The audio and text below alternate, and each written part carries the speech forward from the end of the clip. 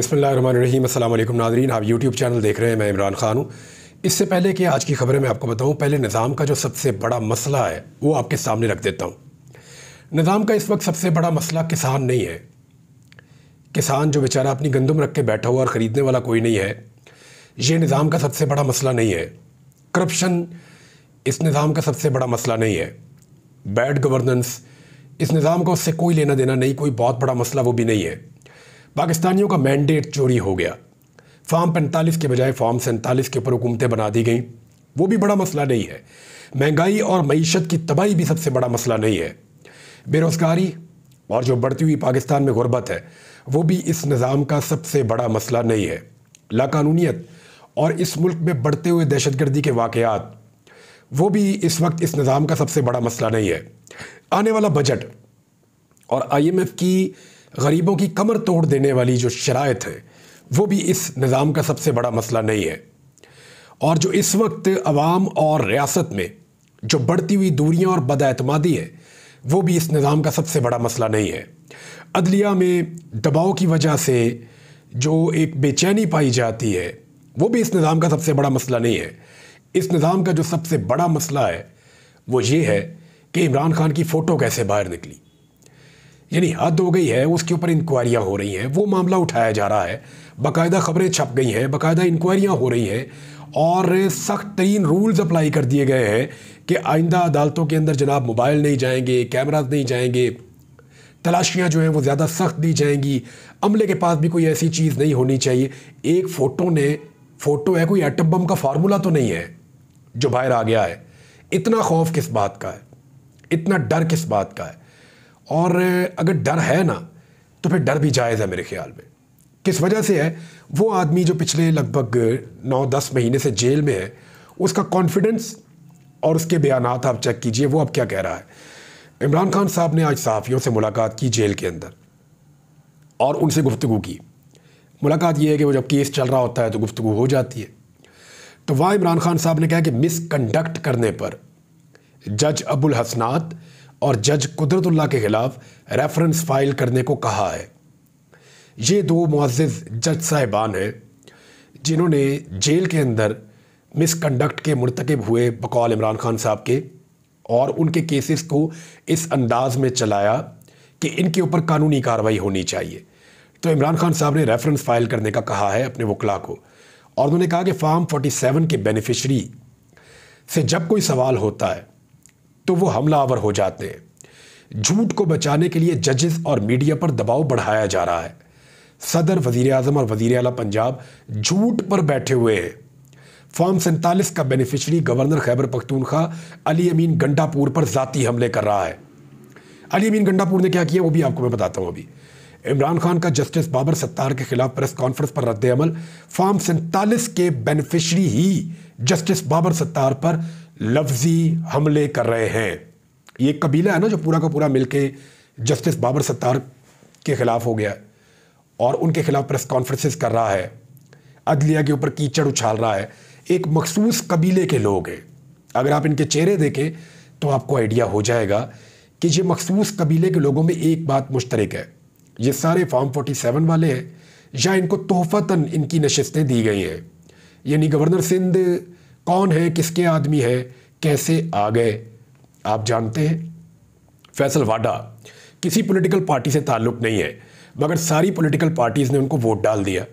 कैसे आ गए सेनेटर बन के आप अच्छी तरह जानते हैं। फिर ओन चौधरी को भी जानते हैं, अब बाकी सबको भी आप जानते हैं, सबके क्या नाम लेने, ये सारे हारे हुए लोग हैं।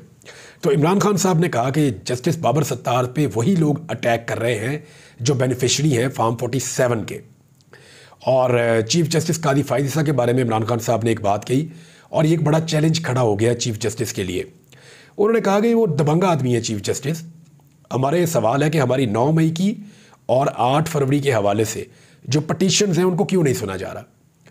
यानी ये तो एक ताना हो गया ना चीफ जस्टिस को, क्योंकि चीफ जस्टिस ऑफ पाकिस्तान कहते हैं वो बड़े इंसाफ परवर हैं, बड़े बहादुर हैं, एंटी एस्टेब्लिशमेंट भी हैं और इंसाफ परवर हैं। चीफ जस्टिस का ये दावा है, वो बार बार ये कहते हैं, अपने बारे में बात करते हैं। तो इमरान खान साहब ने उन्हीं की चीज़ें उनके सामने रखी। हाँ जी, बड़े दबंग आदमी है। ये 2 चीज़ें तो ज़रा सुन के दिखाएं। नंबर 1, जो 9 मई के मुकदमात हैं या 9 मई के हवाले से हमारी एक पटिशन है, या 8 फरवरी में जो धांधली के हवाले से हमारी पटिशन है, ये दोनों तो ज़रा लगाएं वो, तो उनको नहीं सुना जा रहा। इमरान खान साहब ने कहा। आर्मी चीफ को ख़त लिखने के बारे में इमरान खान साहब से सवाल किया गया। ये सबसे इंपॉर्टेंट क्वेश्चन है मेरी नज़र में, क्योंकि इस वक्त पाकिस्तान में बहुत सारे लोग ये कह रहे हैं, मोहम्मद मालिक ने बहुत क्लियरली कहा कि 3 ताकतवर लोग हैं। Number 1 Imran Khan, number 2 army chief, number 3 chief justice of Pakistan, ये उन्होंने कहा। तो मामला भी यहीं पे फंसा हुआ है। और आर्मी चीफ को इमरान खान साहब ने कहा कि जो ख़त मैं लिखने जा रहा हूँ वो अपनी ज़ात के लिए नहीं लिख रहा, मैं अपने मुल्क के लिए ख़त लिख रहा हूँ आर्मी चीफ को। और वकला को हदायत दी है वो ख़त तैयार करके मुझे बताएं। यानी वकील मिलकर ख़त लिख रहे हैं इमरान खान साहब की हदायत के ऊपर, जो उन्होंने डायरेक्शंस दिए उनके मुताबिक। वो जब लिखेंगे तो इमरान खान साहब से शेयर करेंगे। ख़त में बताऊँगा कि आज़ाद कश्मीर में जो हो रहा है और मुल्क जिस तरफ जा रहा है, इस पर हमें सोचना पड़ेगा। फ़ौज और लोगों को आमने सामने नहीं किया जाता।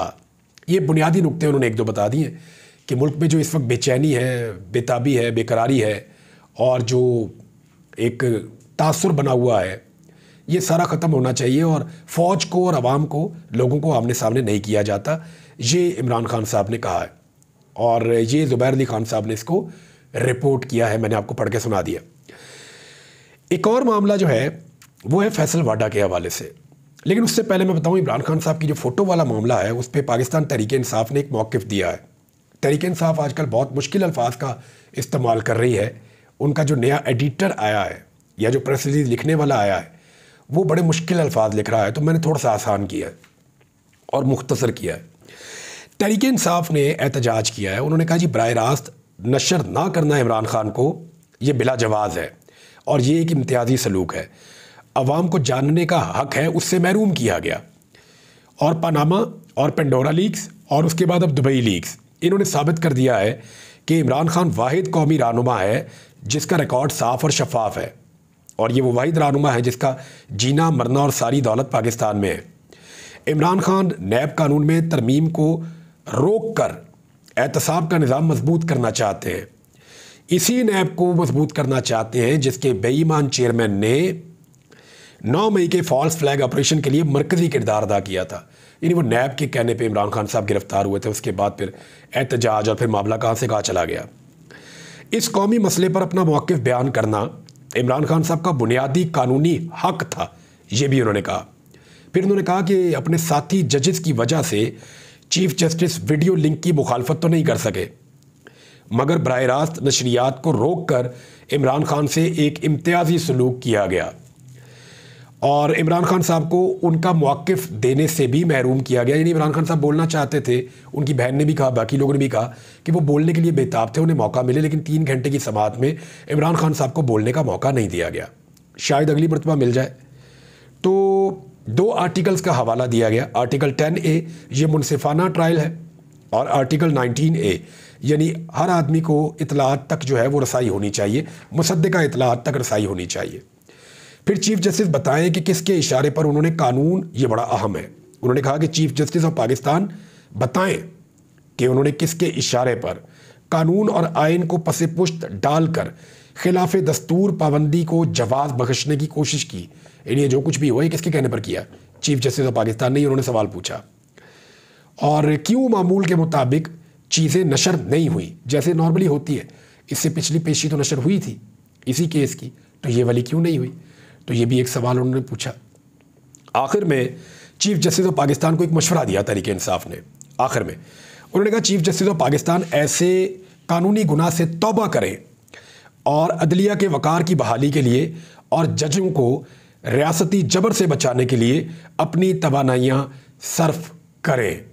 ये है जनाब पाकिस्तान तहरीक इंसाफ का इस सारे मामले के ऊपर रद्द अमल। फैसल वाडा की जो एक वो मामला चल रहा था कोर्ट में, वो लग गया जनाब, और उसको सुना कादी फ़ायद ईसा साहब ने, और कादी फ़ायद ईसा साहब ने जो उसके ऊपर बातचीत की वो मैं आपको बता देता हूँ, और उसके ऊपर अब रोला पड़ गया है। यानी अदालत ने फैसल वाडा और मुस्तफ़ा कमाल को तौहीन अदालत के शोकाज नोटिस जारी कर दिए और सुप्रीम कोर्ट ऑफ पाकिस्तान में उन्हें तलब कर दिया गया है कि अब वो तलब हो जाए। अच्छा, कादी फ़ायद ईसा साहब ने जितनी वहाँ पे बातें की ना, इसके बारे में बजाय इसकी कि खबर आपको पढ़ के सुनाओ, आपको बड़े लोग पढ़ के सुना देंगे। मैंने सहाफ़ियों से बात की, उनकी बातें सुनी, उनकी बातें पढ़ी और उनसे जानने की कोशिश की कि एक्चुअली समाज में हुआ क्या। उनका काजी फ़ायदी साहब बड़ी एनर्जी में थे सारा दिन, लेकिन जैसे ही ये केस लगा तो हमें उनकी बॉडी लैंग्वेज डाउन नज़र आई। कुछ सहाफ़ियों ने कहा कि उनका बड़ा नरम रवैया था इस केस में। हालांकि तौहीन अदालत के केस में जजेज अगर नरम भी चल रहे हों तो जैसे ही वो केस आता है जजेस टाइट हो जाते हैं, ज़रा सख्त हो जाते हैं, स्टिफ। लेकिन यहाँ पे काजी फ़ायदी साहब एकदम नरम पड़ गए और माजरत ख्वाना रवैया भी एक सहाफ़ी ने रिपोर्ट किया, ऐसा भी कहा गया। और कुछ सहाफ़ियों ने ये बताया कि काजी फ़ायदी साहब पूरे केस में मेरे ऊपर ये, मेरे साथ ये हो गया, मैंने इसका मुजाहरा किया, मैंने नरमी का मुजाहरा किया। असतूर अभी आपके चक्कर में अंदर रह के आया, आपके चक्कर में जो है वो FIA मुझे नोटिस भेज रही है और FIA ने मुझे नोटिस भी भेजा, मुझे बुला भी रहे हैं और मैंने उनको जवाब भी, मैंने उन्हें कहा जी आप मुझे लिख कर दे दें जो सवालात हैं ताकि मैं आकर जवाब दूँ। उसके बाद भाग गए आप ही के चक्कर में काजी साहब। यानी आप तो कह रहे हैं कि आप कुछ नहीं कर रहे जो तनकीद करते हैं, तो हमने तो काजी साहब तनकीद की है फैसले के ऊपर, हमने तो तनकीद की है उस चीज़ के ऊपर जिसके ऊपर कानून और आइन हमें इजाज़त देता है। अब काजी साहब का सारा वहाँ पे जो मुद्दा है वो अक्सर केसेस में ऐसे ही होता है, मैंने ये किया, मैंने ये कहा, मेरे दौर में ये हुआ, मेरे साथ ये किया गया। पता नहीं अपनी ज़ात के हसार से बाहर नहीं निकल पा रहे काजी फ़ायदी साहब। यानी वो अपनी ज़ात के अंदर कैद होकर रह गए हैं। एक मुनसिफ को, एक काजी को, एक जज को इससे बहुत ऊपर उठना पड़ता है, उसको अपनी ज़ात से बाहर निकलकर इंसाफ और कानून के मुताबिक फ़ैसले करने पड़ते हैं। लेकिन काजी फ़ायदी साहब अपनी ज़ात के अंदर बंद होकर रह गए हैं। उन्हें ऐसा लगता है कि बदला लेना है, वो बहुत गुस्से में है, वो भूल ही नहीं पा रहे कि माजी में क्या था, चीज़ों को कैसे उन्होंने, यानी बहुत जल्दी में ऐसा लगता है वो बाद औक़ात, और बाद औक़ात बहुत गुस्से में वो लगते हैं। लेकिन जिस तरह का रवैया उनका इस केस में था, फैसल वाडा वाले तौहीन अदालत वाले केस में, इससे मैंने जब सहाफ़ियों से बात की तो उन्होंने ये कहा, जिनसे मेरी बात हुई, कि हमें काजी फ़ायदी साहब को देखकर ऐसा लगा कि इस केस का कुछ नहीं बनेगा और ये सिर्फ गोगलुओं से मट्टी झाड़ी जाएगी। बहरहाल देखते हैं इसमें क्या होता है। एक और चीज़ है, वो ये है कि तारिक बशीर चीमा साहब और ज़रताज गुल वज़ीर साहबा का मामला। ज़रताज गुल वज़ीर साहबा के करीब आके तारिक बशीर चीमा साहब ने बहुत नाज़ेबा अल्फाज बोले थे और उसके ऊपर ना सिर्फ पाकिस्तान तहरीक इंसाफ बल्कि PMLN और पीपल्स पार्टी के लोग भी जो हैं वो खासे गुस्से में आ गए थे। तारिक बशीर चीमा साहब को फिर माफ़ी मांगनी पड़ी। उन्होंने ज़रताज गुल वज़ीर साहबा से स्पीकर चैम्बर में माफ़ी मांगी, उन्होंने माफ़ कर दिया। लेकिन इस पूरे सेशन के लिए तारिक बशीर चीमा साहब की जो रुकनीत है वो नहीं मौजूद रहेगी, वो इस सेशन को अटेंड नहीं कर पाएंगे कौमी असम्बली के। तो ये एक अच्छी बात है ना, गलत चीज़ के ख़िलाफ़ सारे इकट्ठे हो गए। इसी तरह अगर सारे के सारे डिक्टेटरशिप के ख़िलाफ़, जमहूरियत के लिए और गलत चीज़ों के ख़िलाफ़, सियासत में मुदाखलत के ख़िलाफ़ अगर सारी सियासी जमातें एक दफ़ा इकट्ठी हो जाएं तो इस मुल्क में तहरीक चलाने की ज़रूरत नहीं पड़ेगी। ये फिर स्मूथ तरीके से मुल्क आगे बढ़ेगा। 10-20 साल में इस मुल्क की किस्मत बदल जाएगी। लेकिन वहाँ पे मुफादात, हुकूमतें लेने की जल्दी, मैंडेट के बगैर इक़्तिदार में आने की लालच, ये वो सारी चीज़ें हैं जो सियासतदानों को इकट्ठा नहीं होने देती बदकिस्मती से। नाज़रीन, दूसरी जानिब जो पंजाब का फैंसी ड्रेस शो है वो ख़त्म ही नहीं हो रहा। कभी एक यूनिफॉर्म, कभी दूसरा। ऐसा लगता है कि बचपन की जो ख्वाहिशात हैं वो हावी आ गई हैं। कभी ये यूनिफॉर्म, कभी वो यूनिफॉर्म, कभी मैंने ऐसा करना है। यानी टिकटॉक के चक्कर के अंदर पकड़ के पंजाब की हुकूमत का मजाक बना दिया और जो काम इनके करने वाले हैं ना वो काम कर भी नहीं रहे। यानी पंजाब की वज़ीर इत्तलाआत का स्टेटमेंट आप देखें, कितना गैर जिम्मेदाराना स्टेटमेंट है और कितना बेवकूफ़ाना और जाहिलाना स्टेटमेंट है। स्टेटमेंट आप देखिए, पंजाब से गंदम ख़रीदने की इजाज़त ना हो तो खैबर पख्तूनख्वा में एक रोटी 50 रुपए की मिलेगी। नंबर 1, सूबाइयत को हवा दे रहे। इसी वजह से खैबर पख्तूनख्वा के लोगों ने आपको जूते की नोक पे रखा, आपको वोट ही नहीं डाला, फिटे मुँह करके आपको निकाल दिया वहाँ से। नंबर 1, इसी तरह की बोंगी मार के नवाज शरीफ साहब आए थे हज़ारा में, तो लोगों ने उसका माइंड किया था। हज़ारा से ही नवाज शरीफ को हरा दिया उन्होंने, एक आम से आदमी ने वहाँ से हरा दिया मियाँ नवाज शरीफ को, 3 दफ़ा का वज़ीर आज़म। तो ये तो जाहिलाना सोच है। यानी पंजाब से गंदम नहीं मिलेगी तो क्या दुनिया में ख़त्म हो गई है? देखिए, पूरी दुनिया के अंदर गंदम पाकिस्तान से सस्ती अवेलेबल है। उसकी वजह यह है कि वहाँ पे इसकी कॉस्ट कम है, जो लागत है उसके ऊपर वो कम आती है, कम पैसों में गंदम उगती है तो कम पैसों में वो बेचते हैं। हमारे यहाँ पे किसान के लिए डीज़ल महंगा, खाद महंगी, पेस्टिसाइड महंगी, ज़मीन का रेंट महंगा, बाकी सारी चीज़ें महंगी हैं, बिजली भी महंगी है। जब ये सारी चीज़ें, मशीनरी भी महंगी है, बीज भी महंगा है, तो फिर लाजमी बात है गंदम भी महंगी पैदा होगी। जिस तरह आप लोगों ने बेशर्मी और ढिठाई के साथ पूरी दुनिया से इतनी ज़्यादा गंदम इंपोर्ट कर ली कि अब आप मुकामी किसान की गंदम खरीद ही नहीं पा रहे, पंजाब के किसान की गंदम आप ले ही नहीं पा रहे। आप खुद नहीं खरीद रहे तो दूसरे सूबे जो खरीद रहे हैं उनको भी मना कर रहे हैं।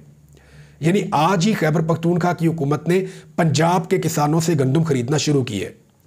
उनका बहुत शुक्रिया कि कम से कम थोड़ा बहुत मरहम तो रखेंगे पंजाब के किसान के जख्म के ऊपर जो इन्होंने दिया है। हमेशा किसान को जख्म देते हैं, हमेशा किसान को तकलीफ देते हैं। शरीफ खानदान जब इक़्तिदार में आता है किसान के साथ ज्यादती करता है, फिर की इन्होंने। और अब अगर कोई बाहर से आ रहा है मरहम पट्टी करने के लिए कि जी हम आपकी गंदम खरीद लेते हैं, महंगी से ही हम ले लेते हैं आपकी गंदम और ले जाके वहाँ पे इस्तेमाल कर लेते हैं, उनको भी ताने दे रहे हैं। यानी ये बहुत अजीब बात है। खुद तो खरीदना नहीं, खुद काम करना नहीं, दूसरे को करने नहीं देना, ये पागलपन है और कुछ नहीं है। नाज़रीन, गंदम के हवाले से कुछ और मेरे पास तहकीकाती रिपोर्ट भी है। हमने खुद उसके ऊपर कुछ इन्वेस्टिगेशंस की हैं कुछ सोर्सेज के ज़रिए से। वो चीज़ें मैं आपके साथ शेयर करूँगा। अब तक के लिए इतने, अपना ख्याल रखिएगा, अपने इस चैनल का भी। अल्लाह हाफ़िज़।